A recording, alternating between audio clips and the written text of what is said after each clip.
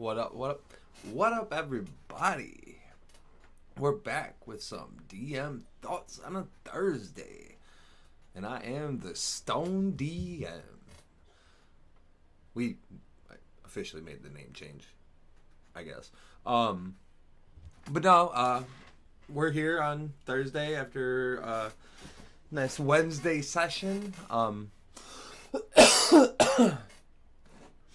And I just want to try and make this a regular thing if I can, and hopefully, even on the nights that we may not be able to play, I will be able to drop in and talk with y'all, see how everyone's doing, see how everyone's feeling. I think we're going to be a little bit earlier in the football game today. However, we do have a good one, but I just wanted to drop in and give a little bit of thoughts about last night's session. Maybe talk a little bit more D&D stuff as it pops up in the brain. But since this is still a new thing, just in case anyone might not know, like I am with the All Bear Crew. Go check them out on YouTube. All one word, All Bear Crew. That stems from actually me having pronunciation problems because I'm not a great speaker. However, I really enjoy the whole DMing process, even though it kind of involves being a good speaker. But the All Bear Crew comes from me not being able to speak well, talk good, however you want to say it. And I was having an owl bear as their one of the animals in the area.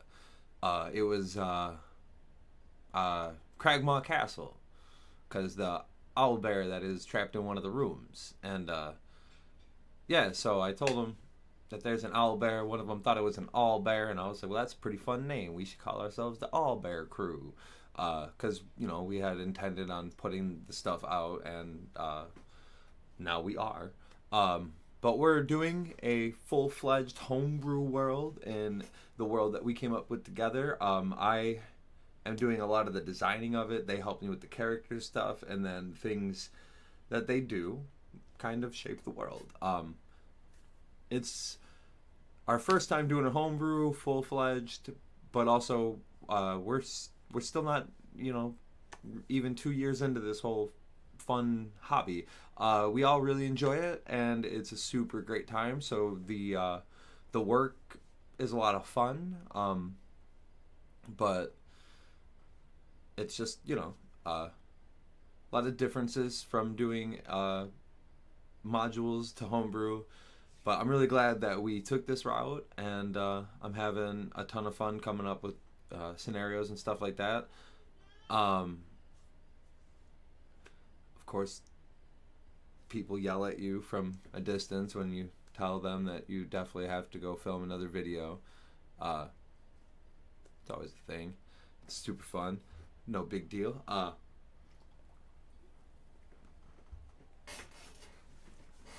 But we did get some playing in, and there's always that. We did get some playing in last night. The players have gotten to a position to where they really understand their characters now, and we have hit a point to where if we allow it, just roleplay could take up a lot of time. I really enjoy it because watching them talk about themselves and interact with each other and the world that we've built is it's super fun. Like, I don't even know how else to explain it, but I also know that as a group we like different aspects of the game, so we do need to progress the story so that way they can get to points where they are fighting and stuff like that. So for me as the DM, it's really hard finding that balance right now because I wonder if I move that a little bit over, because I don't tend to look at it as often as I should. Oh, my belt jersey's all messed up. But so they will role play for a lot of the time, and you do need story progression. You do need things to happen in the world. They can't just sit at the bar and talk about themselves all night.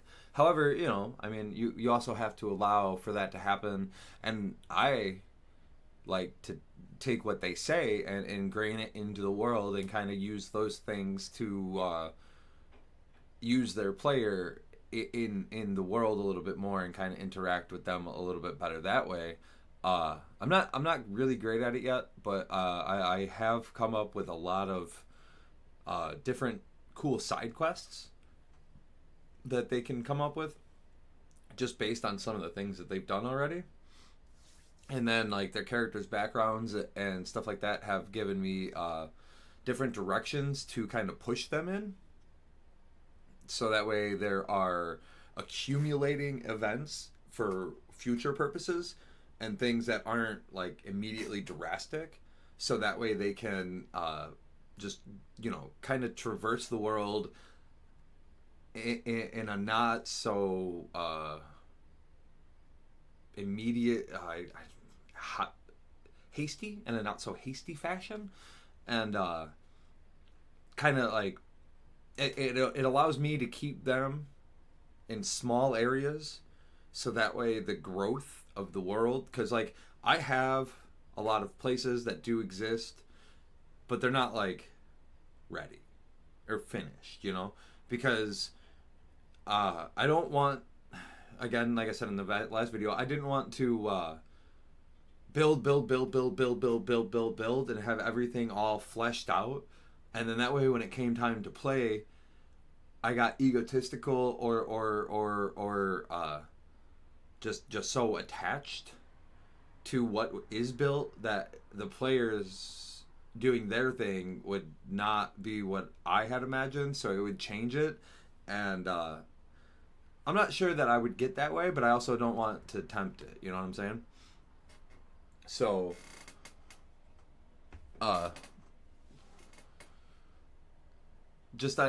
learning the process of allowing them to role play while pushing them in a direction, and then I guess I'm all over the place with that one because that's the initial conversation. But I'm also talking about how the growth of the world works. I'm a very all over the place person. I feel really bad for all the people who keep up with me. Thank you all Bear Crew for allowing this to happen. However, on those days I am a little bit more focused, driven, because I really enjoy this game. I love this hobby. I really like what we've been able to do with it, and I'm super excited that another guy wants to build off of the homebrew that we have, because we're going to put a prison in the world. Well, technically it already exists, but he's going to do like a different type of campaign, and it's going to be in a location that is in the world that we've built together, Mirage. And like that's super exciting, and the more I think about it, the more that I would probably just add continents throughout the world, but maybe not leave this one. But I mean, I could always just want to rebuild and start fresh and have a more fleshed out type. But I really like what we've got going on here. The dwarves are super cool people, and let's get to the stoned part, huh?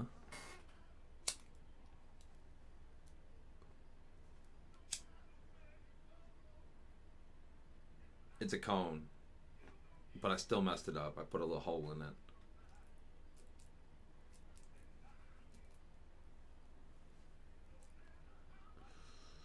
But so last night we played, and we are still in Fort Runacht.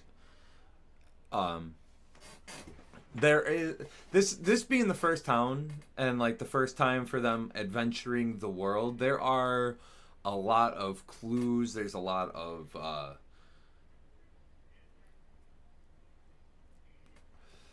clues. There are a lot of just like layers of stories that they haven't even begin to understand yet.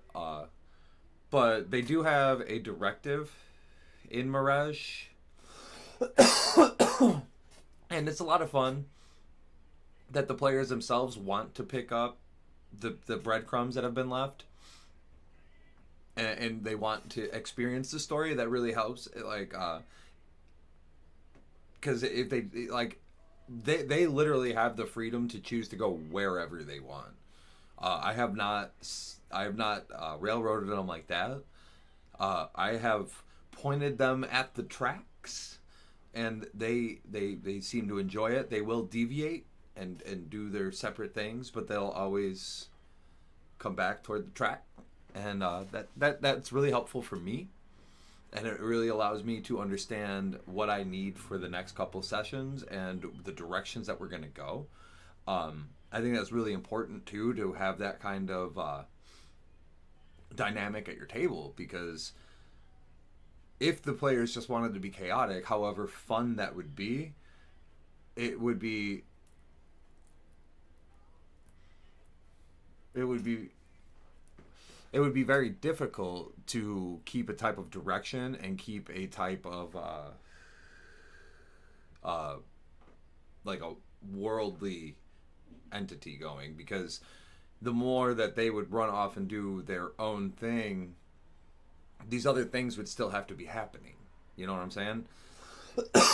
Because the world can't stop existing outside of them. However, they are definitely the main focus. Like, they are the center of my universe. But there is very many things that are still happening in the world. But that's also one of the more fun things that I think that I get to figure out, because while they are out doing these things, what other things are happening? What are the immediate, dangers? Um, what kind of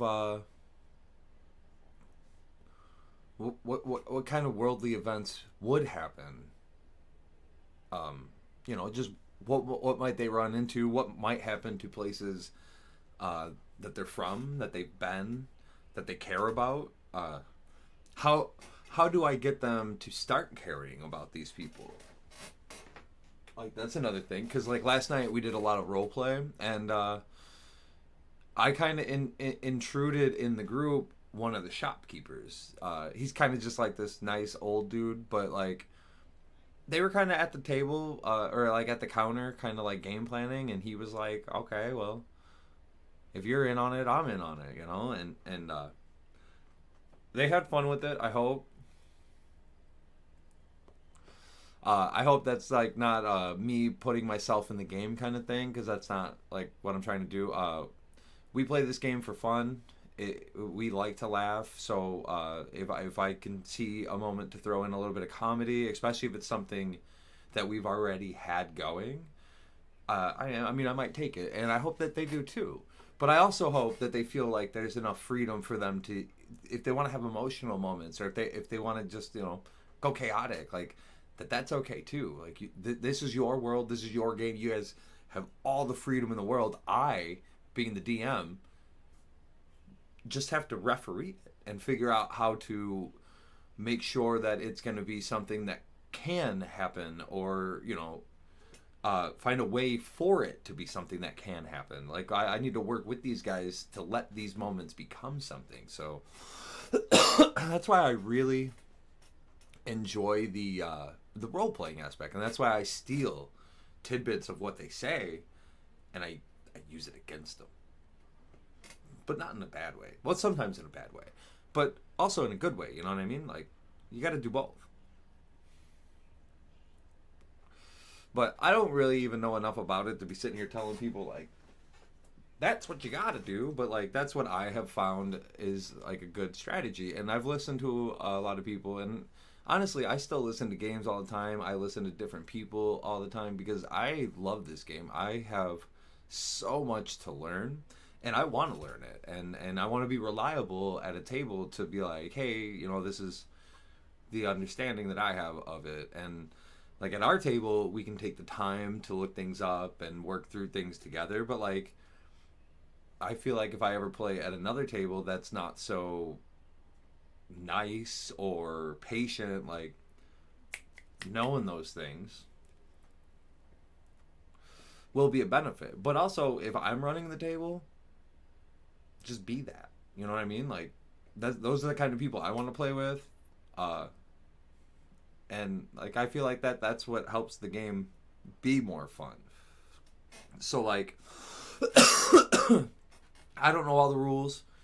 As the All Bear crew, we don't play with all the rules. I personally, being the DM, I like to experiment with different scenarios and different rules and different, ways to rule things just to see what might fit best with our table.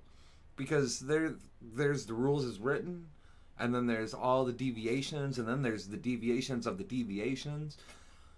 And sometimes it just gets far too chaotic. And then you got like the Baldur's Gate 3 interjection. And I mean, honestly, there's a lot of really cool stuff in that too. But it just depends on what works for you and what works for your table. And for me, right now, what works is like a very lenient 5e type, because we all started together. None of us have I think one of us, Aurelia, in my game now, the person who plays Aurelia, I think she has played maybe 3.5. But we've all come in together, we've all learned in the 5e setting, and I mean, that's what we're comfortable with. I'm trying to find a couple ways to make it a little bit grittier, because there's not a lot of player stake after a certain level. They kind of just become superheroes. And then if your players aren't people who, take dumb risks, like, oh, I'm going to go climb the icy mountain 600 feet in the air. Or if you don't have like a bridge or something that they could fall off of and just be gone.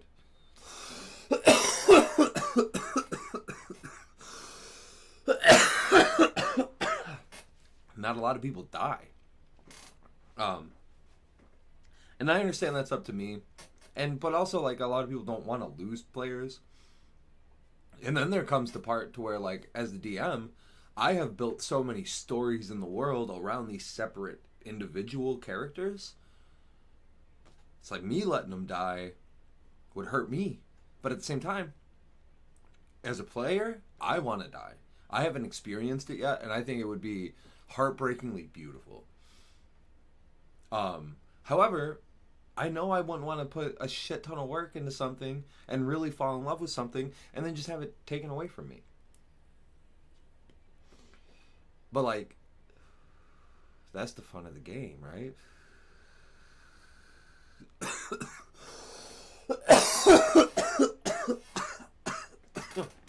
And you can just do it again with another player. And that one can live on in legacy,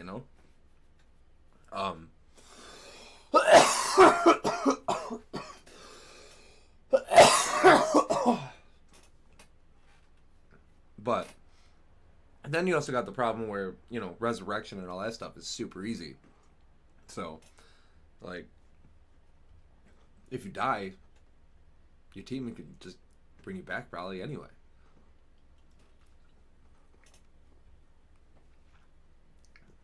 So it's like, that was fun, but that also didn't mean anything. And then as much as you want to roleplay that, it does mean something for, the 15 minutes that they're dead. Like, that's great. But there's a spell for that. Actually, that's one of the things that I'm really trying to figure out with my world. By my understanding, we have not had resurrection yet. Ever. In the entire 600, because we have had a king die. Like the high king of all the land, because the dwarves are the rulers of the land. Like, they were first. They struck all the deals with all the peoples and all the things. And the king of the dwarves is the king of the kings. Like, I didn't want to go with like earls or any of that shit, so I kind of just call most of the leaders of the other cities kings. But then there's the High King, and one of them has died. The second one, King Iden II. All the kings have been named the same thing, kind of like the Durrance folk shit. But um, one of them died, and he ain't been brought back. But like the thing about that is he was like a super adventurer, so he could have just been eaten, and you can't come back from that. Ain't no body. You know what I'm saying? Uh, and then there's only one high level wizard, like a level 20, like give me a wish spell wizard, to ever exist. Because I don't need them motherfuckers coming in and just wrecking stuff right away. There are wizards, there are high level wizards, but there are no supreme wizards, except for the one who it may or may not have existed. So that's really cool. I think. Excuse me. And then, but yeah, so Resurrection, it's pretty simple as far as rules go. I'd probably maybe like to add or do something with that, but not entirely sure what. I will figure it out. Not when the time comes up, I hope. But if I do, then that's cool too, you know? I'm pretty good at thinking on my feet. Did wrestling for a lot of years. That was pretty much my best attribute, was thinking on my feet. So, um, I guess I'm supposed to talk about the game of yesterday, and like, but I don't want to sit here and be like, oh, this is what they did, this is how they did it, this.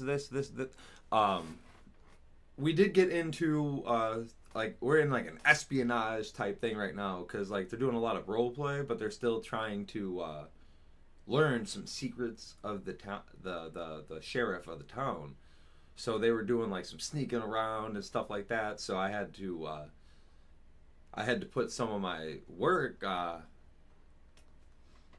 there because I do have like specific checks for different types of things in the game, and like some of them I wrote a long time ago, some of them I've wrote recently. Some of them are scenario based. I generally roll for a lot of things, like so. That's a lot of fun. But I'm really glad that I am able to kind of be able to do this. I really hope that I'm balancing it right, and that the players are enjoying how things are unfolding, because the biggest thing that I need to remember, and that I hope other people remember, is that this is just collective storytelling, and the dice are telling the story. So if you fail, it's not bad. And failing, instead of just being a bad thing, just leads to another type of scenario potentially. I mean, unless obviously it's just like a no-win situation, and like that's the kind of thing. But like what I'm trying to do is I don't want wins to just be, hey, you won.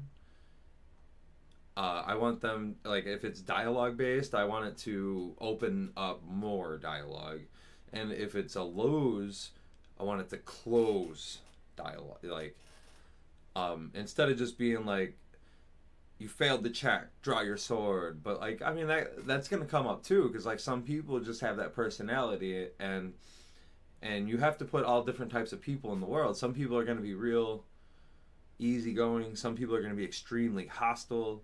I need to, like, and there's like bandits, and like you got to have stuff like that, because like not everybody is thriving in the world. Some people need assistance. Some people aren't willing to work for it, and they just want to take it. But like I got scenario roles for when they're traveling, but right now they're in town, and they're just learning about like the main goal that they have is learn about the sheriff, but then they each have like different individual goals that are popping up. One of the players keeps getting lucky, and I don't know if I'm spoiling him, uh, but it's a lot of fun. Like he had a stone that he picked up one day, and he called it his lucky stone. And I just so happened to have the lucky stone card in some of the magic items that I have set aside that are potential find or gifts for them. Because they're not, super high level. They're like right where they need to be, but they do also add value to who they are. Um, but I just so happen to have that, so I let them have it. And then like, uh, I had one of the tavern owners is super old, and I had in my head that in the dialogue, if anybody mentions anything about like taking over or uh, like owning the place or like even like working there, this old dude, because he in my world, the dwarves live for like 350 to 400 years, and this dude is probably like 368. Like, he knows he is dead. So basically, anyone who brought it up, he was gonna let them have it if they passed the specific check. And I had the check and everything, and I just thought it was fun. And I honestly thought that someone else was gonna talk about like owning the place or like taking over something, because they're a little bit more of a direct kind of person. Not like I'm gonna take over your tavern, but like I thought he was gonna like take over like something, or like we need to take control, and like that was like one of the trigger words, and it just didn't happen that way. Um, and it was the other guy again, and like I feel bad when I feel like I'm giving specific players more than maybe others, but I try to keep things open. Like whoever gets it gets it. However it works out, it works out. I hope the team comes together and uses these things for each other, because that is well, that's nothing. That's just a hope. The people absolutely do not have to work together. I just hope that they do, because they're a team. So maybe that's a terrible DM. Maybe I just found out a flaw that I am doing right now. Um, Maybe I shouldn't. Hmm.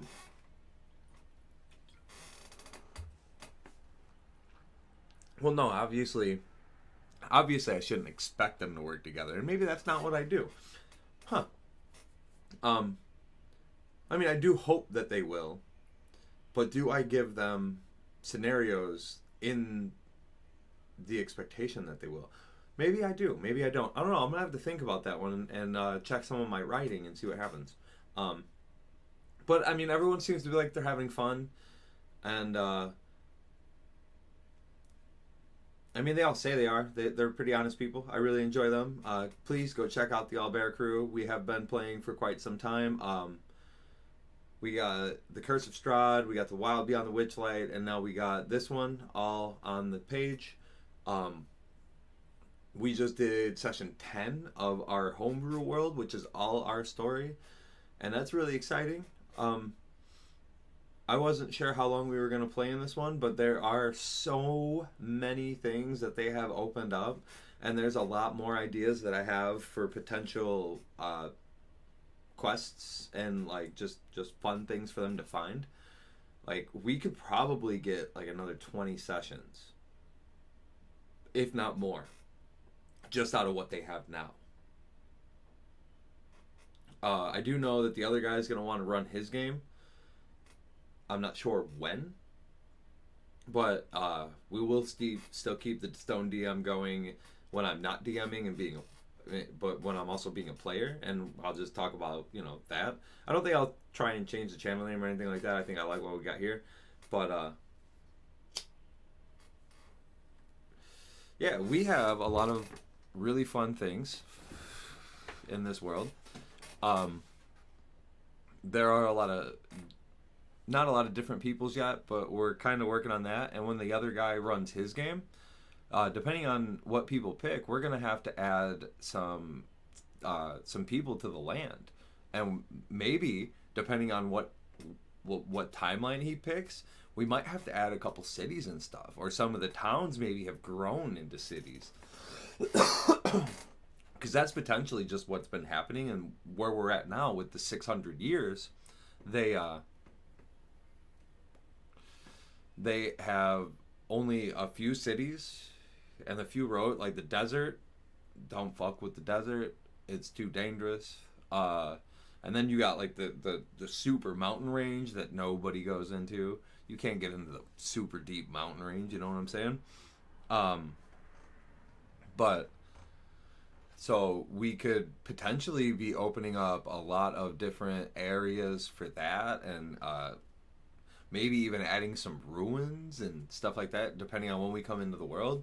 And then after he does his prison setting, do we jump back to where warp, like depending on when he gets done with it, and then potentially the next person who may want to DM, because at our table we have a few people who do DM and want to try it, and it's great. Like we don't have the problem of the one DM. Honestly, sometimes I get to the point where I'm just like, is it my turn yet? Is it my turn yet? Is it my?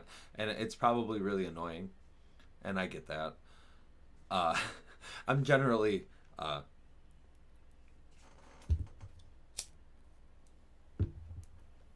kind of annoying to deal with.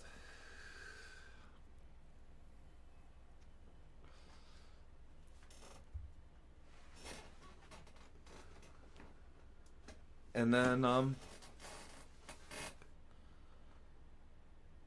so yeah, like do we, because like I would play this world later, I would just have to spend the time figuring out what's evolved, what's gone away, who may or may not be in charge, how many generations is it,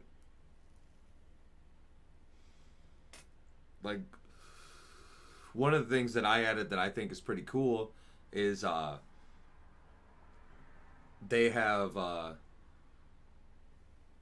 carriages that are flown by griffins, because there's a deal with the griffins, because the hippogriffs were too plentiful and too big, because the hippogriffs I think are large and the griffins are medium. So even though they're more aggressive, I made it to where the dwarves and the griffins worked together when the dwarves first emerged, and they made a pact that has been standing ever since, that they would work together to clear some of the lands and build a homestead, and the griffins would get food and stuff like that. So that's a pretty fun thing. But I think that's enough rambling and crazy talk. I hope you guys join in, ask some questions. Let me know what you think. Please go check out the All Bear Crew here on YouTube.